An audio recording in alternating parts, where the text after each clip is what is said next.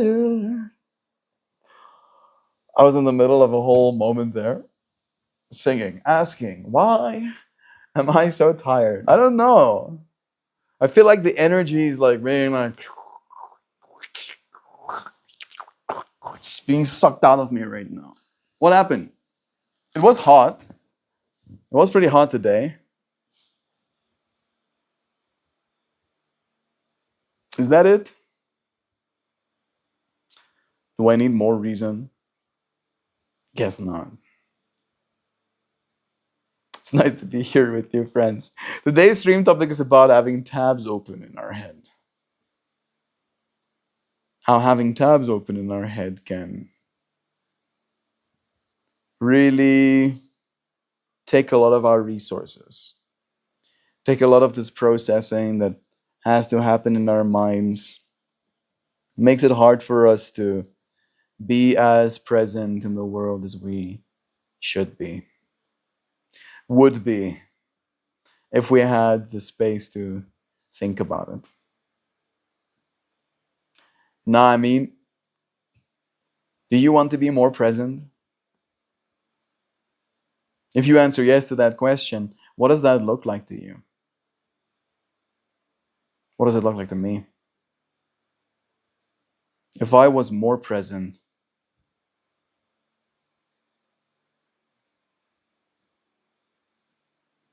I would be less distracted.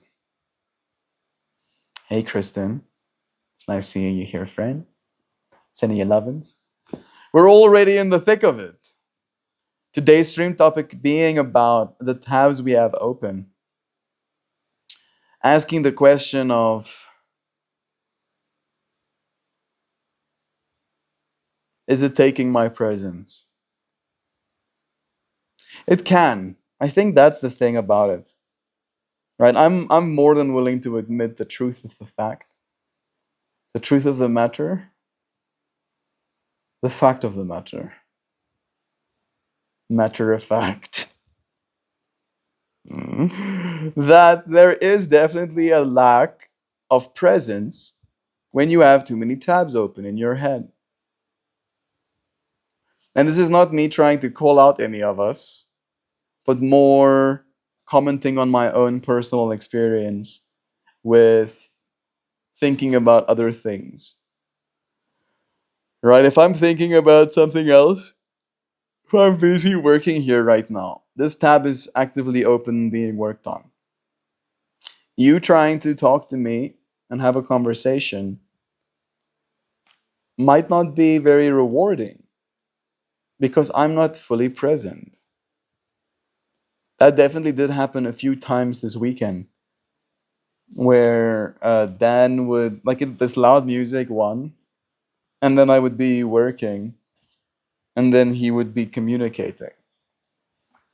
And I never try to be rude, but I, in that moment, was unable to be present. All right? Like, I can't imagine I was being a great conversationalist in that moment. I was more like, yeah, yep. That's the level of presence you might get with me having tabs open. But I'm not an evil person being distracted. And I want you to know that too, Kristen. At times, I think I get so distracted that I'm not truly present for anything. That can work for a while, but not forever. And what suffers when there's a lack of presence? A lack of participation. Yeah, it's again a matter of you suffering. And it's almost like a which side of the stick do you pick? Right? On the one side, giving your presence to people comes with baggage, comes with feelings, comes with considerations that you might not want it to have. However, not engaging, not participating in that way leaves you atrophying as mind, as person, as soul. because there is a certain value that exists, a soul enrichment that exists in participating and interacting with other human beings. And again, it is a matter of finding those human beings. In that way, we're very lucky, Kristen, to have found each other in this space on the line, getting to tune into the same little coffee shop, as Joe Poe has endearingly called it. I would like to open a coffee shop one day, or a tea shop or something, because coffee beans might be too expensive. No, we're gonna gene edit the coffee beans. It's fine. We're gonna have gene edited coffee beans. At first, just to deal with the sicknesses. I'm talking about gene edited coffee beans. And I'm really curious what that's going to look like down the road. I know they just came out with the woolly mouse, where they switched on woolly mammoth genes for their hair on a rodent species. And those rodents produced hair like woolly mammoths. And Charles Hoskinson was talking about the company that released that technology or released that demo, and how the plant side is going to be even more exciting because we're going to be editing the genes of our plants as well. And we now understand more so than ever which gene pairs do what things. I'm curious, what kind of edits are we going to make to coffee first? Obviously, we're going to make them more resilient to the sickness that's plaguing all of our coffee worldwide. But what's going to come next? Nanshi, it's nice having you here with us. Sending you blessings. They did what? Seriously? Oh my goodness. I didn't hear about this mammoth gene. It is a total of 23 hours old, the article. Hey, Google, tell us about the woolly mouse. Woolly mice are a test of gene editing to produce shaggy hair. The development marks a watershed moment in our de extinction mission, said Colossal co founder Ben Lam. This success brings us a step closer to our goal of eventually bringing back the woolly mammoth. And that article dropped 2 hours ago. So this is still brand spanking new, but we're doing it. We're freaking doing it. We're doing them a gene edit. We created a whole new species of creature on planet Earth. You want to see what the woolly mouse looks like? Right? The Guardian posted about it one day ago. Yes, I accept, sure. March 4th, 13 minutes past 1 GMT. Jamty Mamty time. Yes, look at them.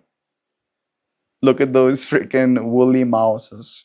Woolly mice. Isn't that cute?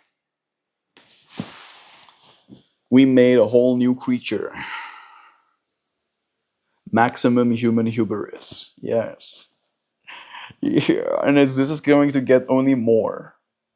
Right? This is the stuff I've been talking about for the last 4 years. And all of it's starting to happen. All of it's starting to happen all at the same time.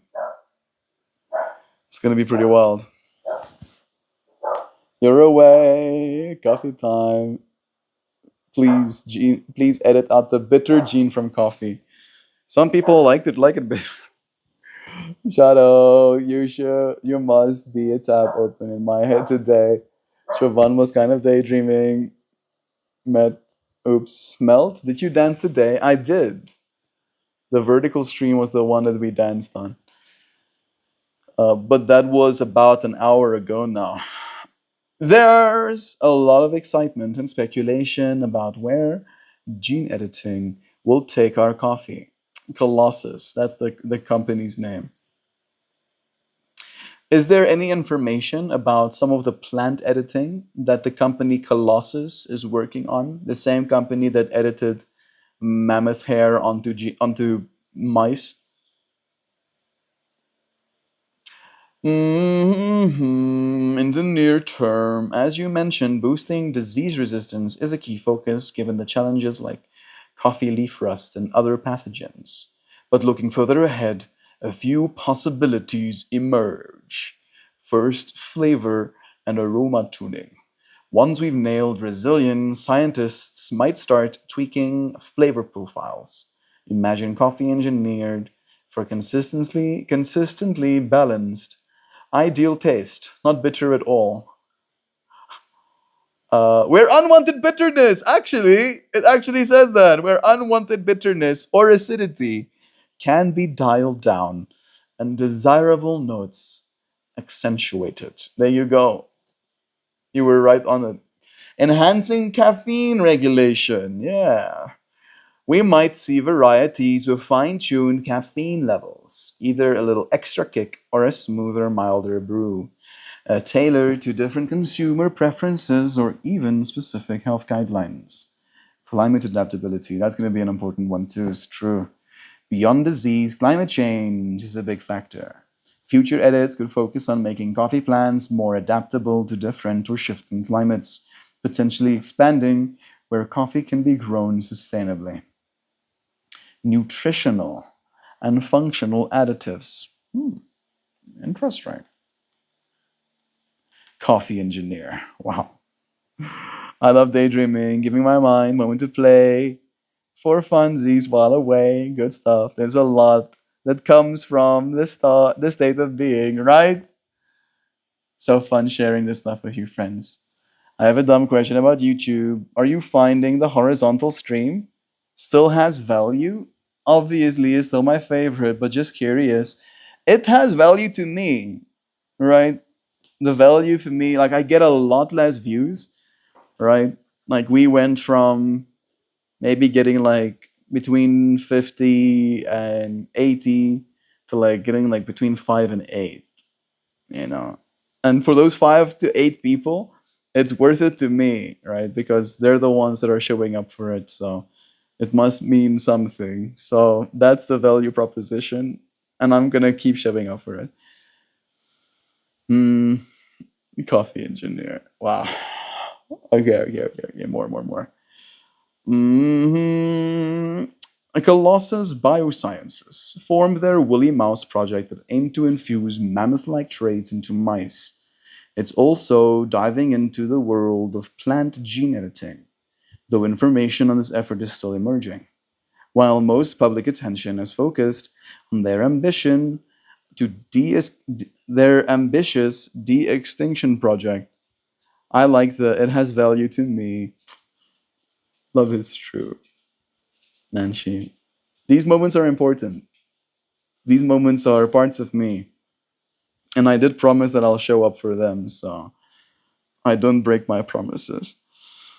While most public attention has focused on their ambitious de extinction projects, like editing Asian elephant genomes with mammoth traits, Colossal has hinted at broader application of their genome editing technology for the conservation of sustainable agriculture.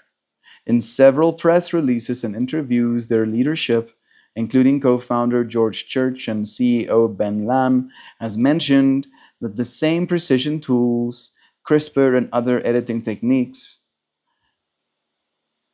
that they are applying to animals could be harnessed to create plants with enhanced resilience and novel traits. For instance, colossal scientists are reportedly interested in applying gene editing to address challenges in agriculture such as disease resistance, improving stress tolerance like drought or cold, and even nutritional enhancements. While specifics about which crops or traits they're targeting aren't widely publicized yet, insiders suggest that a logical next step might be to improve crops that are critical to our food system, like coffee, but first fortifying them against devastating pathogens, and later fine tuning their flavor or nutritional profiles. Colossal's approach could revolutionize plant biology. So while we have vivid details about the woolly mouse and the plans for resurrecting cold resistant elephants, the plant editing initiative appears to be in a more exploratory phase, with the promise of leveraging the same advanced genetic tools for broad applications in conservation and agriculture. In short, as Colossal pushes the boundaries of gene editing for de extinction, keep an eye out for the future announcements detailing how the plan to engineer resilient, high performing crops, potentially starting with coffee and moving into a range of vital agricultural plants. We live in the future. Day by day, we're just another step into the future, and then another step into the future, and then more stepping into the future. Step a stepo in future, steps, stepo steppity steppers. So much future we're having right now.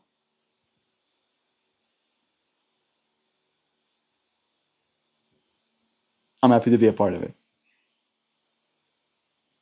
I'm so looking forward to me as a public person one day having access to the ability to gene edit my own plants, to be able to write a little shopping list of all of the flavors, all of the terpenes that I want combined, and then for my plant to be genomically modified to contain all of those terpene profiles that I have requested. That seems very cool to me. The plant I have growing right now got absolutely devastated by someone's male plant in the area. Like, I've been growing marijuana plants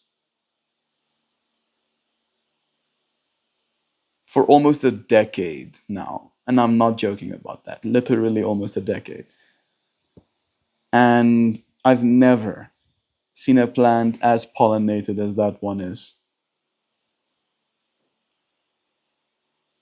Like, the nugs are the size of my fingertips, maybe like the size of my pinky tip, like smaller than that.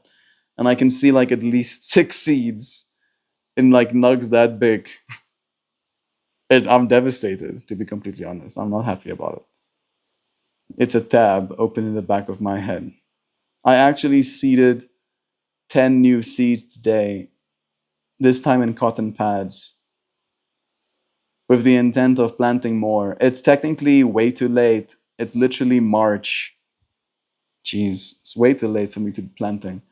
But I'm hoping that the freaking male plants that are absolutely devastating my one female have died off by the time that my new ones come up or something.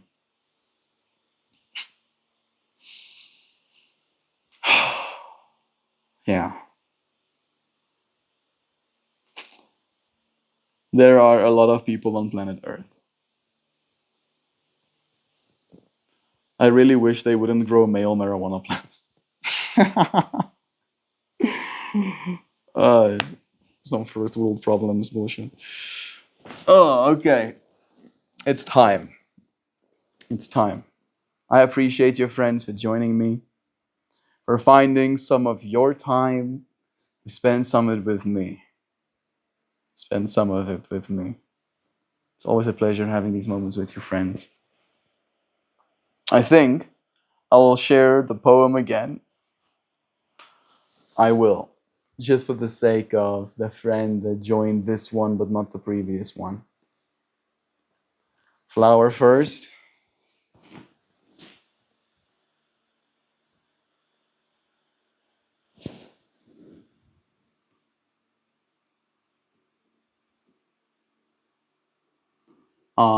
Kristen, thank you for our goodbye message.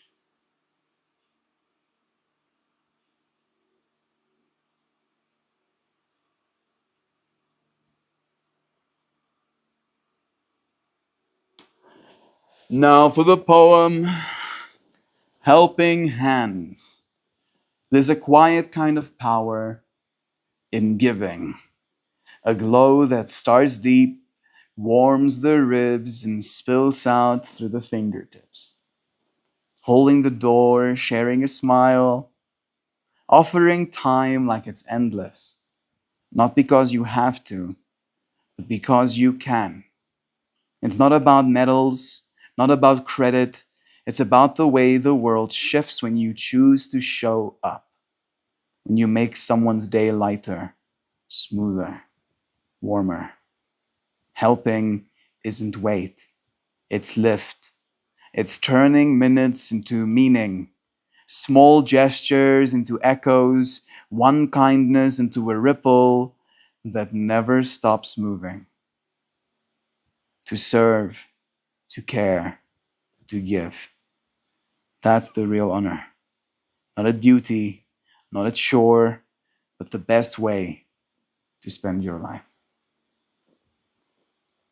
You want to spend some life? You want to spend some? There are good ways too. No, I missed that. Very bummed. Did you get the Shan when she revisited the stream? Ah, yeah. She did come back like 3 times and then disappeariosoed again, sending her blessings on her journey. Thank you, Nancy, for sending her some lovins too. Have the mostest boundless day, everyone. I wholeheartedly love you all so profusely, expansively, luminously, exuberantly, tenderly, wholeheartedly, fervently, ineffably, soulfully, and effervescently melt. And all of you, oh so perceptive, radiant, understanding, embracing, thoughtful, grounding, harmonious, kindred friends who navigate the maze of many mental tabs open. What a blessing to have this moment with you, friends. I love you. I appreciate you for joining me.